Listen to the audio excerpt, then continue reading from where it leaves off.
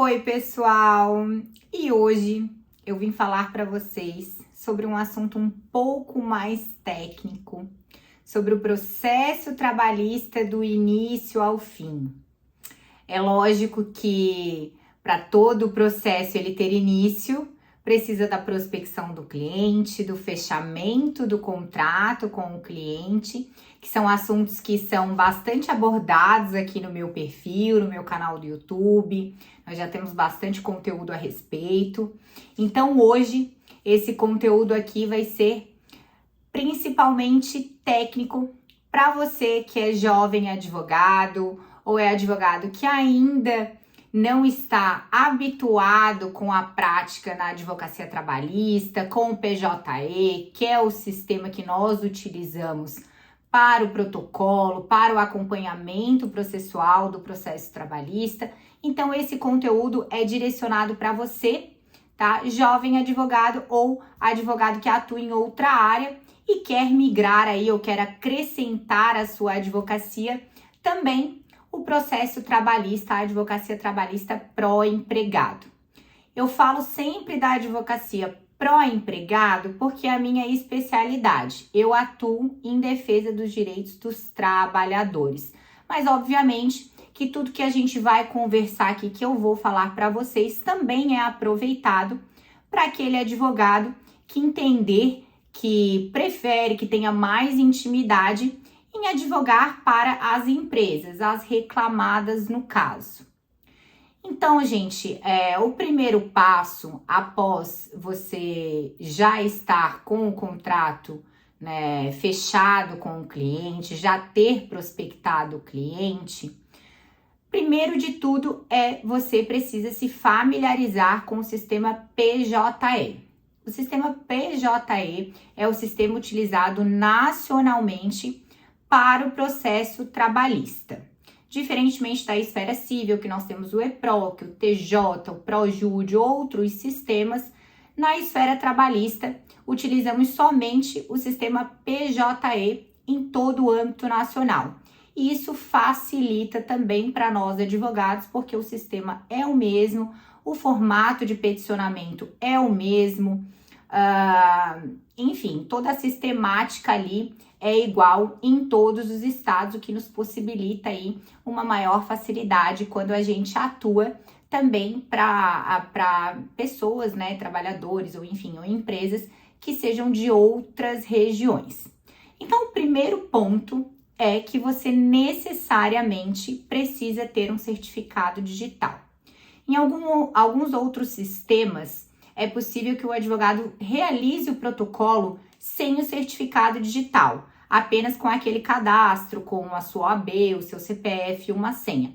Porém, no PJE não. No PJE você consegue visualizar, consegue acompanhar o processo, mas para protocolo, obrigatoriamente você precisa ter um certificado digital. Então, esse é o ponto de partida e para qualquer advogado, eu entendo que seja indispensável você ter o seu certificado digital para poder efetuar o protocolo das suas petições, o protocolo dos seus processos. Então, o primeiro passo é esse, tá?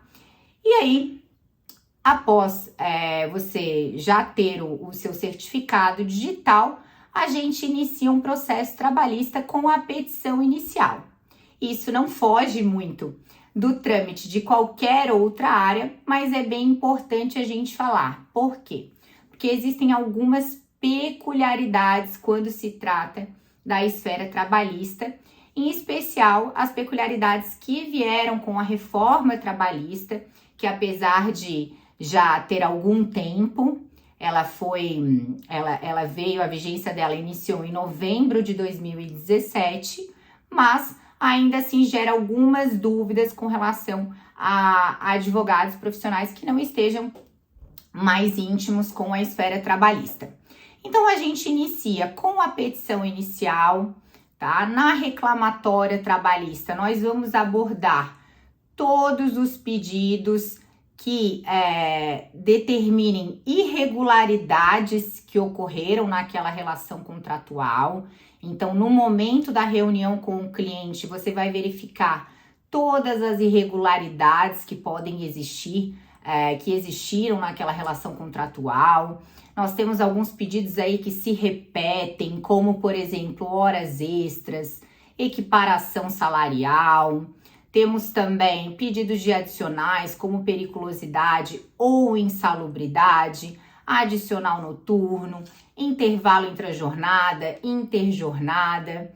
E quando nós vamos elaborar a nossa petição inicial, é necessário que a gente pontue cada uma dessas irregularidades, ou seja, cada um desses pedidos em tópicos específicos, para que fique de fácil compreensão ao juízo, para que a gente consiga discorrer aí exatamente o que ocorreu naquela relação contratual entre o trabalhador e a empresa. E aí nós elaboramos a nossa petição inicial, mas ela também precisa de atenção para um ponto que é bem importante, que foi o que eu comentei com relação à reforma trabalhista, que trouxe a obrigatoriedade do apontamento dos valores de cada pedido. Ou seja, o advogado, anteriormente, a gente relacionava os pedidos tópico a tópico e colocava um valor de causa como um valor de alçada, um valor qualquer, ok? Hoje em dia, não, obrigatoriamente, nós precisamos apontar um valor estimativo de cada pedido. Por que eu falo estimativo? Porque não significa que aquele será o valor real lá na fase de execução. Porque muitas vezes a gente depende de outros documentos que estão em posse da empresa para poder verificar qual é o real valor daquele pedido. Mas obrigatoriamente a gente precisa indicar ao menos uma estimativa. Então, por exemplo, com relação às horas extraordinárias, deverá ser feito ali um cálculo básico das horas, da quantidade de horas extraordinárias que o reclamante fazia mensalmente e utilizando aí como a remuneração e os 50% ou 60%, a depender da convenção coletiva, ser realizado o cálculo. O cálculo, gente, de todos os pedidos de uma reclamatória trabalhista é facilmente realizado pelo sistema PJE Calc. Ele está disponível em todas as plataformas dos TRTs do Brasil, inclusive com indicativos de como ser utilizado esse sistema do PJE Calc, e ele veio para facilitar realmente, para a gente não precisar fazer aqueles cálculos que muitas vezes nós, advogados, não estamos muito acostumados. Mas então, no momento da sua inicial, você irá abordar todos os pedidos, que serão exatamente todas as irregularidades cometidas pela empresa, né? Com, ao final de cada tópico, o valor estimativo daquele pedido. Outra questão bem importante, com relação aos pedidos que demandam perícia, como por exemplo adicional de periculosidade e adicional de insalubridade, também é necessário que sejam apontados um valor estimativo e que seja requerida a perícia no decorrer do processo.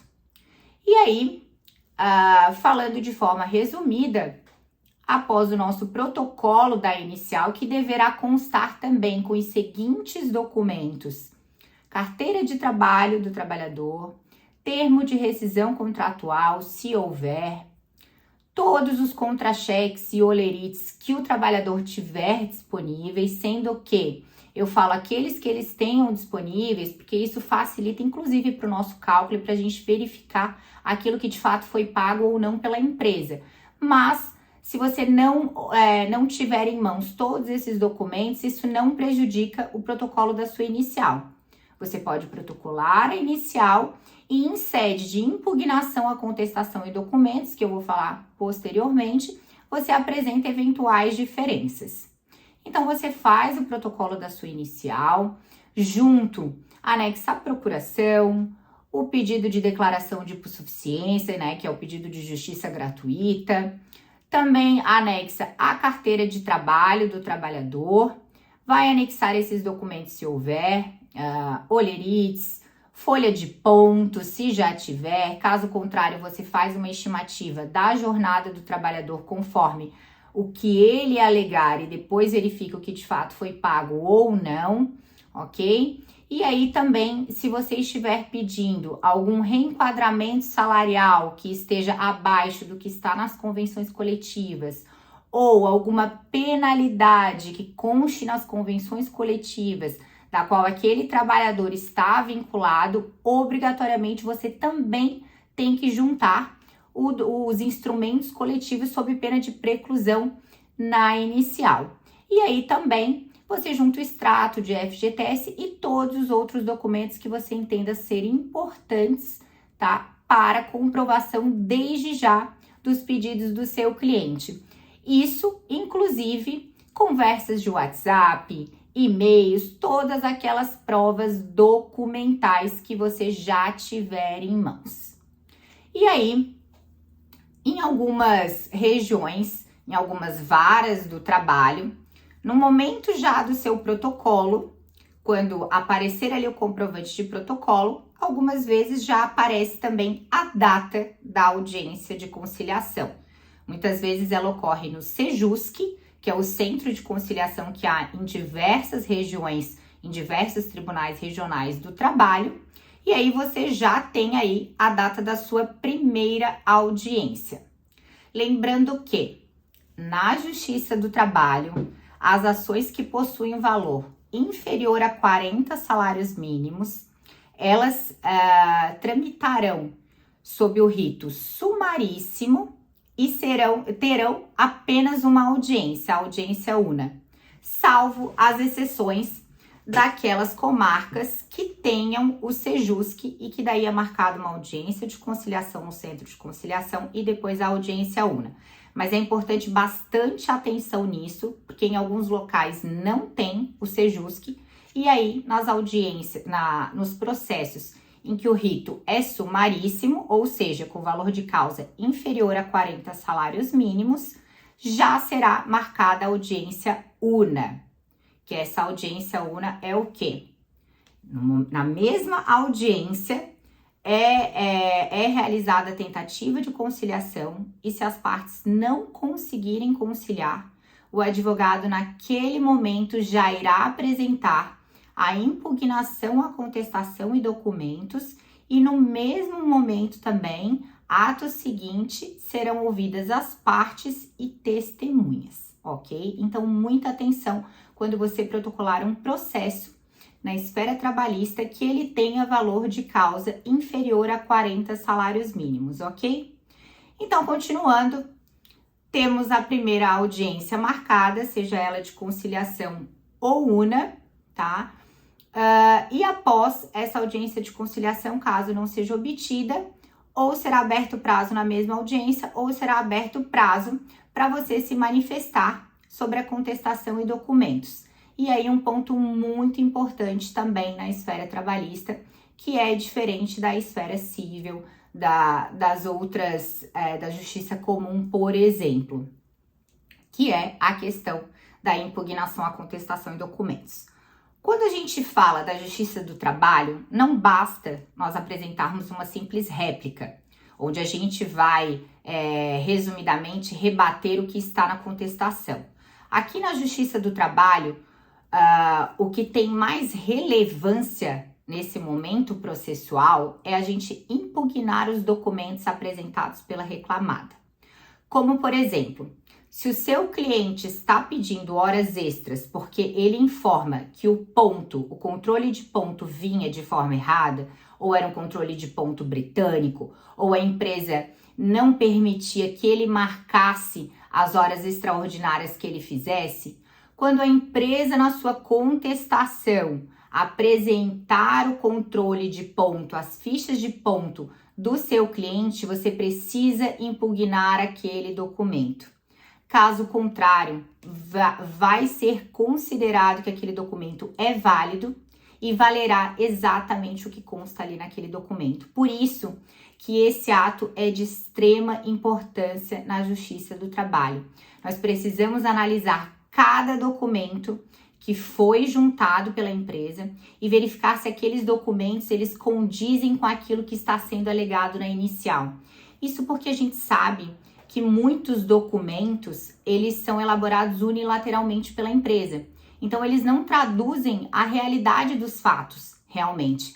Mas, para isso, nós precisamos, em sede de impugnação à contestação e documentos, além de rebater com alegações, com afirmações, também nós precisamos impugnar um a um esses documentos.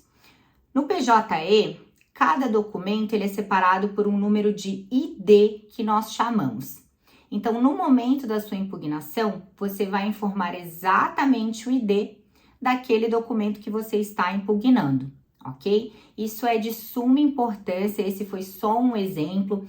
Por exemplo, nós podemos ter outro exemplo aqui de forma prática para você entender a necessidade de impugnar o documento.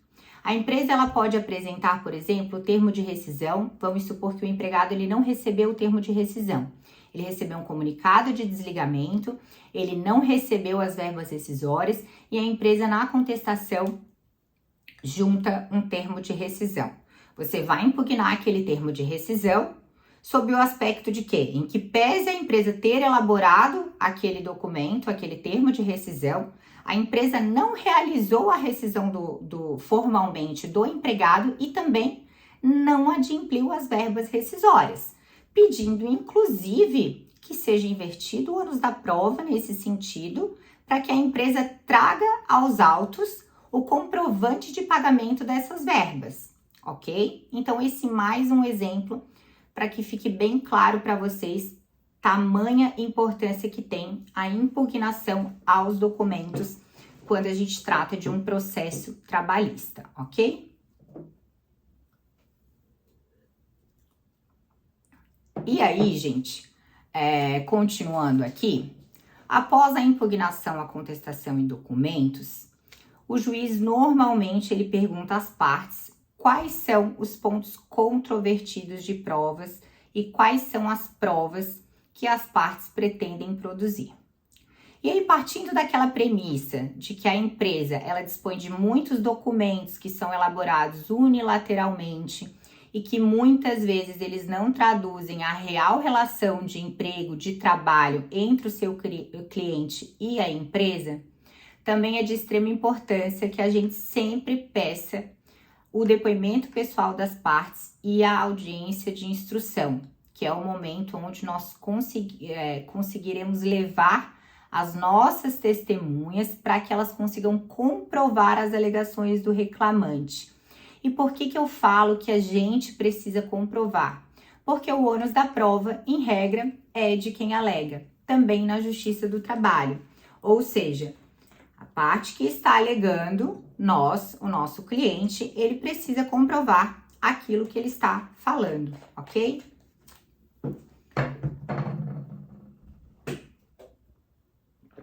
Então, gente, é bem importante, assim como a impugnação, a contestação e documentos, a audiência de instrução, ela pode ser o que vai definir o êxito ou não na demanda trabalhista. Por isso que nós precisamos ter muita cautela no momento da escolha das testemunhas, ela deve ser feita com antecedência, você deve conversar com seu cliente, verificar aqueles outros colegas que passaram pelas mesmas situações que ele dentro da empresa, que trabalharam a maior parte do tempo com ele dentro da empresa, que presenciaram os fatos que ele está alegando, tá? E verificar se eles possuem a disponibilidade de estar depondo no processo para falar exclusivamente aquilo que aconteceu. Por que eu também chamo atenção para isso, para falar exclusivamente o que aconteceu? Primeiro, que é proibida a instrução de testemunhas, ou seja, você instruir a testemunha a dizer aquilo que você quer, a dizer aquilo que o reclamante talvez queira que fale, tá? A testemunha, ela precisa obrigatoriamente ter presenciado os fatos e falar a verdade. Ela vai estar sob compromisso ali no momento da audiência, no momento do depoimento dela. Então, é necessário que a testemunha, de fato, saiba e não falte com a verdade, fale aquilo que ela sabe, aquilo que ela presenciou. Agora, para vocês terem uma ideia também, Vamos supor que o seu cliente, ele alega que ele iniciasse a jornada dele às 8 horas da manhã e finalizasse a jornada dele de trabalho às 19 horas, sem horário de intervalo. Você quer comprovar essa jornada de trabalho porque o cartão de ponto não reflete essa jornada. Você vai comprovar como? Por meio de testemunha. Mas para isso, você vai precisar de uma testemunha que às 8 horas da manhã já estivesse no local de trabalho. Aquela testemunha, ela precisa ver o seu cliente chegando às 8 horas para trabalhar, para ela poder comprovar em juízo de que o reclamante chegava às 8 horas. De nada adianta você convidar um colega dele que entrava às 10 e que vai dizer que sabia que o seu cliente chegava às 8. Como eu disse, testemunha tem que ter presenciado os fatos. Então, precisa dessa verificação antecipada para não chegar no momento da audiência e o depoimento dela não colaborar com o processo do seu cliente. Então, muita atenção. Quanto mais a testemunha tiver conhecimento, quanto mais eles tiverem trabalhado juntos, como, por exemplo, na mesma função, fazendo o mesmo horário de trabalho, também trabalhando em jornada extraordinária, por exemplo, melhor tá? Mais vantajoso vai ser aquele depoimento para o seu cliente. E nós podemos levar até 3 testemunhas. Então, nem sempre uma única testemunha vai conseguir comprovar todos os pedidos. Muitas vezes a gente vai precisar levar uma testemunha para comprovar uma parte dos pedidos, outra testemunha para comprovar outra parte dos pedidos. Como, por exemplo, questão de adicionais de insalubridade, pela falta de entrega de EPIs. Além da perícia que será realizada no local de trabalho, é interessante também a gente levar para a audiência de instrução uma testemunha que também realizasse atividades insalubres, por exemplo, e que verificava que de fato a empresa não entregava os EPIs, que não haviam os EPIs necessários ali para a realização daquele trabalho, ok? Então, sempre verificar as testemunhas que tenham o maior conhecimento de toda a tese, de toda aquela relação contratual do trabalhador e da empresa. E aí, nessa conversa antecipada com a testemunha, como eu já disse anteriormente, não é possível que a gente instrua a testemunha, mas é necessário que a gente converse com a testemunha. E o conversar com a testemunha é muito diferente de você instruir a testemunha, ok? Conversar com a testemunha é você verificar há quanto tempo ela trabalha na empresa, quanto tempo ela trabalhou com o seu cliente, o que ela fazia dentro da empresa, o que ela sabe, se ela sabia o horário que ele entrava, se ela via, se ela estava dentro da empresa, as atividades que ela realizava, se ela teve algum problema de atraso salarial também ou não, se ela recebia, por exemplo, pagamentos por fora, tá? Para demonstrar aí que seja eventualmente uma conduta habitual da empresa quando a gente pede a integração de salário que é pago extra folha. Tá? Então, assim, você tem uma conversa com a testemunha, você verifica o que ela sabe, porque caso contrário, se ela não for colaborar, se ela não for suficiente, você tem tempo hábil para verificar outras testemunhas. E aí, com relação a essa questão do tempo hábil, tem outra questão também que é interessante eu comentar aqui com vocês. Você tem 2 opções na Justiça do Trabalho. Você não precisa rolar as testemunhas de forma antecipada, você não precisa informar ao juiz o nome, CPF, endereço, enfim, informar quais as testemunhas você vai ouvir. Você pode optar para, no momento da audiência, você mesma levá-las e elas darem o depoimento delas. Porém, isso pode ser um pouco arriscado, porque se alguma delas, ou se você só tiver uma, se aquela testemunha ela não puder comparecer por qualquer motivo naquela data prevista da audiência, a audiência não será remarcada. Então, o que eu indico você fazer? Você fazer uma carta convite à testemunha, tá? Você faz uma carta informando ela da data da audiência, do horário e pedindo para que ela assine, coloque ali os dados dela também, nome completo e CPF, e para que ela assine aquela carta convite afirmando que ela irá comparecer naquela audiência. Você não precisa juntar isso no processo, você não precisa informar no processo, até para que a empresa não fique sabendo quem que será a testemunha do seu cliente, mas você tenha em mãos isso com você, pois se caso no momento da audiência essa testemunha não possa comparecer, você, mostrando isso ao juízo, ele vai redesignar aquele ato ou ao menos aquele depoimento para uma nova data, ok?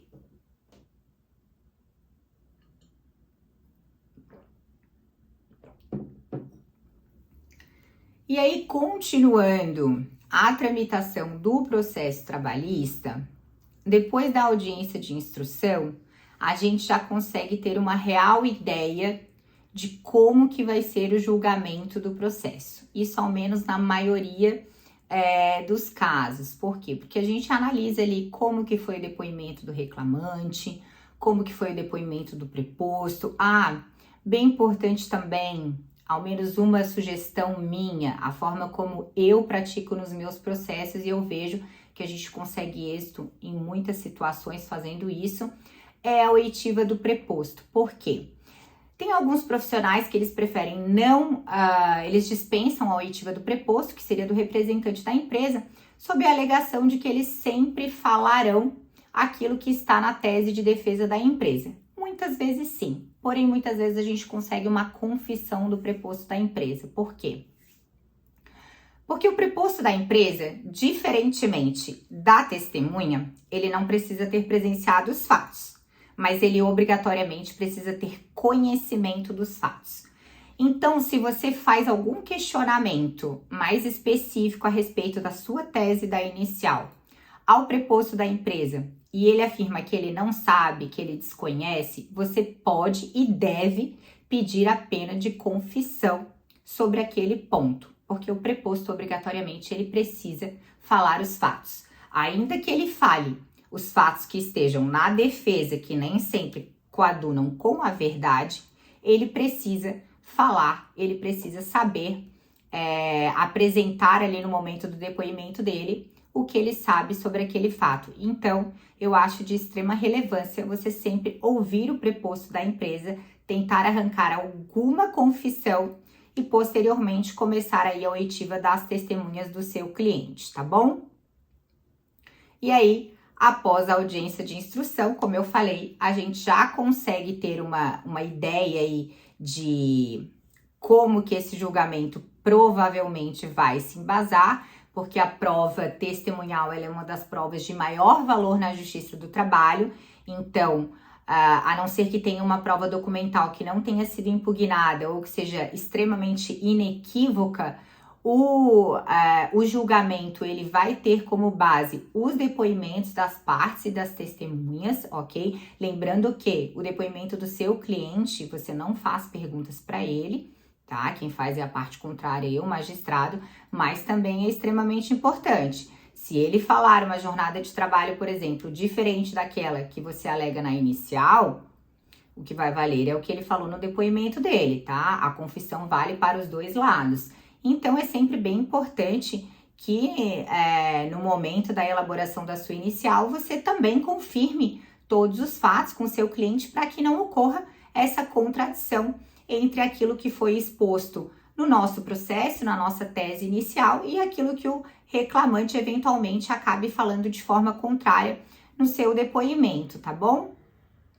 E aí, o próximo passo, depois da audiência de instrução, é o julgamento. Alguns magistrados, na própria audiência de instrução, eles já abrem prazo ali para alegações finais de forma oral, ou alguns juízes, eles determinam aí um prazo de 5 dias, 10 dias para razões finais por memoriais, que são razões finais escritas, ok? Então, vai ficar a critério aí do magistrado, mas você tranquilamente vai fazer ela de forma oral ali, se for necessário, com base nos depoimentos e verificando ali quais foram os pontos que foram favoráveis para o seu cliente nos depoimentos, tanto do preposto, tanto das testemunhas do seu cliente e testemunhas da parte contrária e vai, de forma bem breve, vai elencar aqueles pontos ali que seriam para chamar a atenção do magistrado nesse último momento antes da prolação da sentença. E ao final desse trâmite aí, nós temos a prolação da sentença do magistrado. Lembrando que, como nós fazemos diversos pedidos na Justiça do Trabalho, é bem incomum nós termos um processo trabalhista que tenha apenas um pedido, por exemplo, ocorre, mas é bem incomum. A sentença ela também virá dividida por tópicos, ela falará sobre cada ponto, sobre cada pedido de forma específica.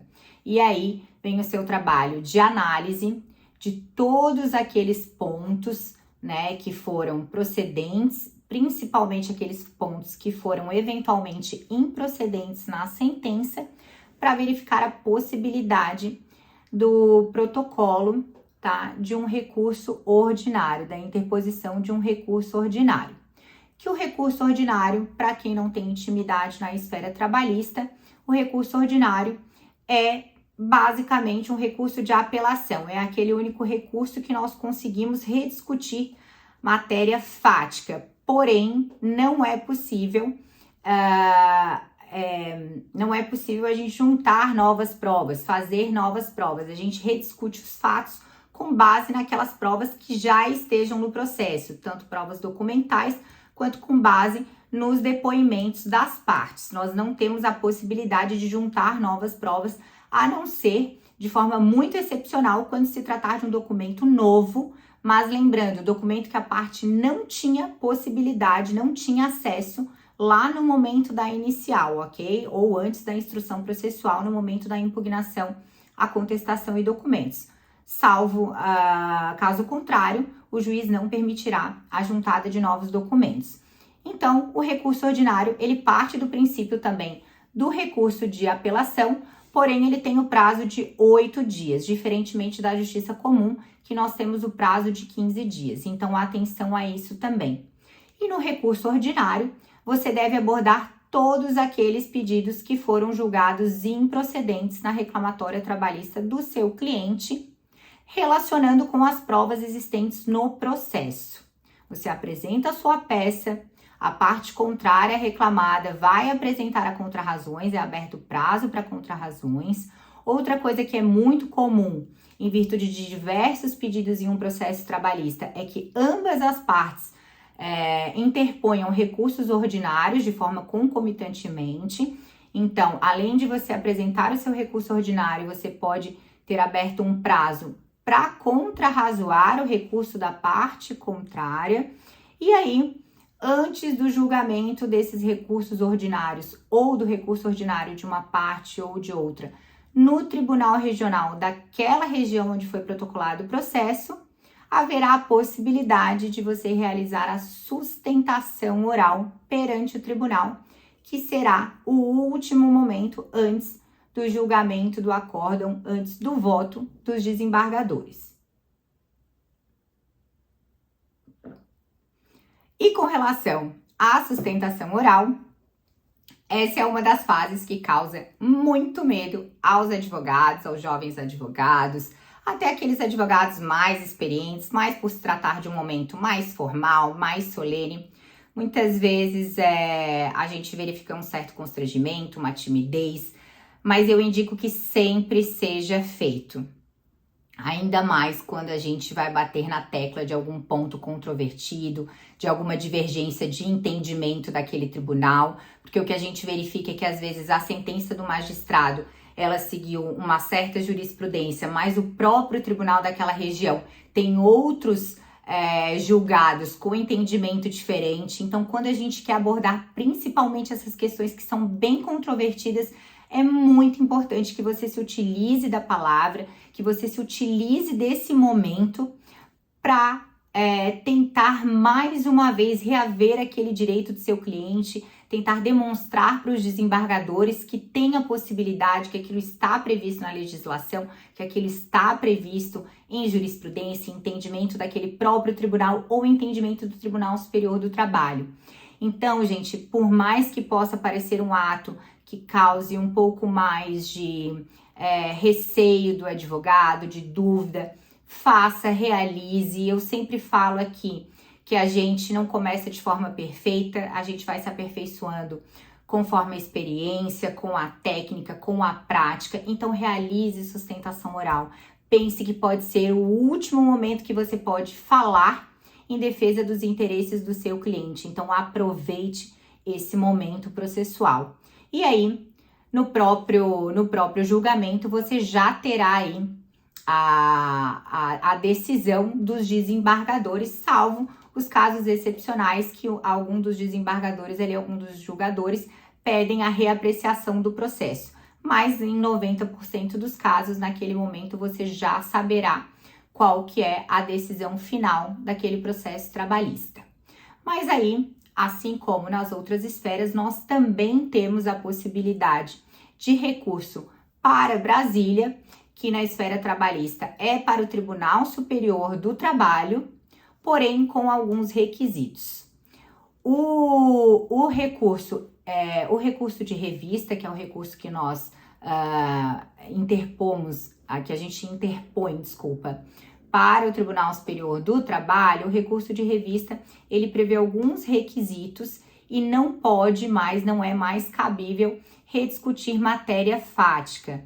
Nesse recurso é cabível apenas a gente rediscutir violação a sentido literal de lei, algum artigo de lei, ou pedindo a uniformização de jurisprudência, que ocorre quando a gente verifica que determinado assunto que é de extrema relevância, que tem relevância aí nacional, né, para diversos trabalhadores, ele possui uma divergência jurisprudencial muito grande em diversos tribunais. Então, a gente precisa tentar adequar aquela nossa tese, aquilo que porventura a gente não conseguiu êxito, e verificar se o julgamento da sentença e do acórdão afrontam algum dispositivo literal de lei, ou eles vão ao encontro, na realidade, de divergências jurisprudenciais. E aí, no nosso recurso, a gente precisa também apontar essa divergência jurisprudencial, apontar essa violação ao dispositivo literal de lei, e aí esse, de fato, vai ser o nosso último recurso maior aí para poder tentar reaver aquele pedido que tenha sido improcedente, ok? E com relação ainda ao recurso de revista, caso o recurso de revista não seja conhecido pelo desembargador relator, entender que talvez ele não afronte nenhum dispositivo de lei, ou ele não tenha divergência jurisprudencial, ou porque ele entendeu que a parte quer na realidade rediscutir matéria fática, ainda cabe o agravo interno dentro do próprio TST para tentar aí que o recurso seja conhecido, porque o recurso de revista ele precisa ser conhecido para depois ser apreciado. Então pode ocorrer sim de você, ainda que interponha um recurso de revista, ele não seja nem apreciado pelos desembargadores lá em Brasília, ok? Mas sempre vale a tentativa, a gente sempre tem que brigar em defesa dos interesses do cliente. É nosso dever enquanto advogados, enquanto conhecedores da lei, a gente ir até a última instância quando de fato o nosso cliente tem direito, ok? E, gente, agora que eu vi aqui o horário, esse vídeo já tá em 40 minutos, eu quis fazer um vídeo um pouco mais técnico, mais falando aí o passo a passo de todo o processo trabalhista, de todo esse trâmite trabalhista, algumas peculiaridades. Não pude me aprofundar sobre cada um deles, porque ficaria realmente um conteúdo muito extenso. Eu sei que muitas vezes fica até cansativo, fica maçante, mas cada conteúdo desse que eu falei aqui de forma mais breve, que eu repassei aqui como uma linha do tempo no processo trabalhista, constam já aqui nas minhas redes sociais, no meu YouTube, também cada um falando de forma separada. Eu tenho conteúdo falando sobre como elaborar uma inicial de forma eficaz, de forma que ela vai te trazer êxito, como realizar uma audiência de instrução. Falo também sobre como realizar uma audiência de conciliação, utilizando-se técnicas de negociação para você conseguir fechar um acordo aí que seja bem rentável para você e para o seu cliente. Então tem bastante conteúdo aí afunilando mais e falando de forma mais específica sobre cada um desses passos aqui dessa jornada do processo trabalhista que eu trouxe hoje para vocês. Eu agradeço a todos que estejam aí consumindo o meu conteúdo. Eu estou sempre aberta para sugestões, para críticas, para perguntas, tá? Fiquem à vontade, me chamem no direct, deixem comentários aqui no YouTube também. É muito boa essa interação para que eu possa realmente estar entregando cada vez conteúdos melhores para vocês e que de fato vão auxiliar vocês nessa jornada da advocacia, vão ajudar vocês a conquistarem clientes, a ganharem honorários, a ganharem dinheiro de fato com a advocacia e sair daquela crença de que advogado não ganha dinheiro, porque isso tem que ficar para trás, tá bom, gente? E agora, ao final, eu convido vocês para estarem comigo dia 1, 2 e 3 de novembro, no meu perfil do Instagram, @RafaelaFurman, às 20 horas, que nesses dias ocorrerão 3 aulas, uma em cada dia 1, dia 2 e dia 3 de novembro, online e 100% gratuitas, onde eu vou falar sobre isso e sobre muito mais, sobre tudo aquilo que você precisa saber para você começar com o pé direito na advocacia trabalhista para o empregado e alcançar no seu primeiro ano de atuação, no mínimo, R$100 mil com a advocacia para o trabalhador. Eu agradeço mais uma vez a presença de todos aqui, de todos vocês que estão me ouvindo e espero vocês dia 1, 2 e 3 de novembro no meu perfil aqui comigo. Um beijo e uma boa noite.